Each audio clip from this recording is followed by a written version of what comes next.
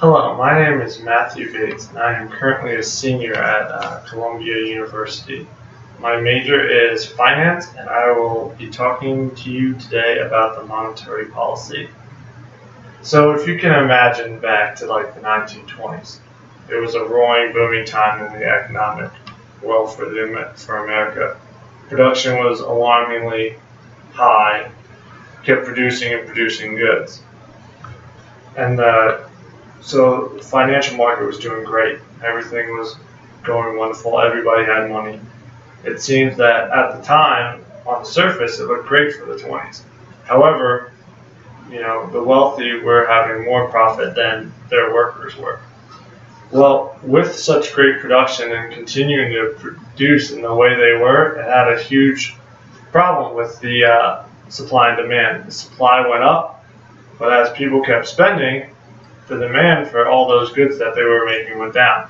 When you have a huge supply and a little demand, what happens is that people stop buying things. That means they kept producing to hit that quota because people kept buying. However, they started to stop.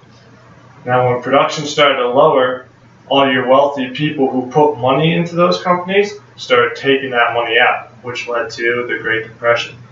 And fear of taking those money out. And what happens when people take that money out of companies and their investments? Those companies don't have financial backing, so those companies start to fail. They go under. Well, because they go under, people lost their jobs. And this was what happened with the stock market crash in 1929. People lost their businesses started to fail. The unemployment rate rose to like 25% unemployment. That means like 13 million Americans at the time didn't have jobs. And for the 75% of Americans who actually did have jobs, their wages went down like half. It was about like half. I believe it was just over 40. Well, the monetary policy was developed in 1980. Years later, and what it was supposed to do was it's supposed to regulate the economy. Well, Stilgett holds that the government intervention is necessary during the process of structural changes, and economists should serve the greater good. However, Rajan argues that the excessive use of government in economies can skew the financial market. Now, we've seen this both ways, like you see in the Great Depression and then back in 2008, where things were not regulated and the free market could pretty much do whatever it wanted, things started to collapse. However, when you look at Venezuela now, the government had a huge role in their finances, and that skewed the market. And everyone thought Venezuela was doing great, but then this year they plummeted, went down to nothing. So we've seen both ways of this. Now, Investopedia says that the monetary policy consists of a central bank, currency board, or other regulatory committee that determines the size and rate of growth of money supply. So your monetary policy, they control the money supply, and this in turn is supposed to control the economy. And how they do this is they have, there's two primary ways. There's the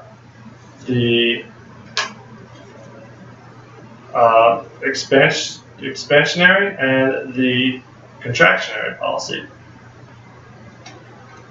Pedro Amaral says that the monetary policy's job is to maximize employment, stabilize prices, and moderate long-term interest rates.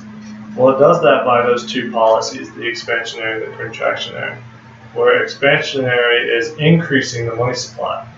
So how they do that is they put more money into it. They put more money in, so if more money is constantly flowing, that'll increase consumer spending. Companies will put more money into expanding their companies, so that way there's more jobs.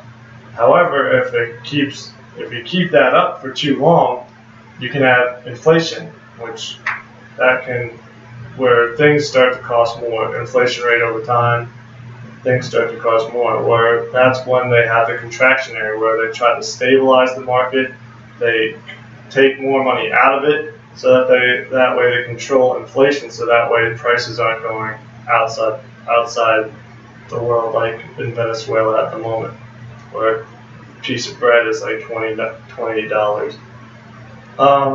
In the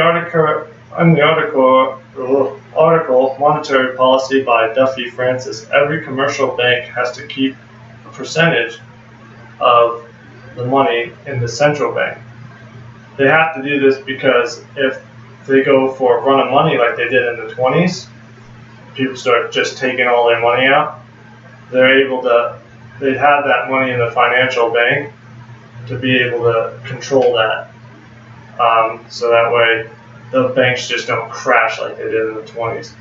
So as you can see, the monetary policy has a huge role in economics, where they can take money in and take money out to control the economics. So that way we don't have outrageous prices and inflation as we do in Venezuela, or we don't have the same problem as we did in the 1920s, where everything just crashes and explodes.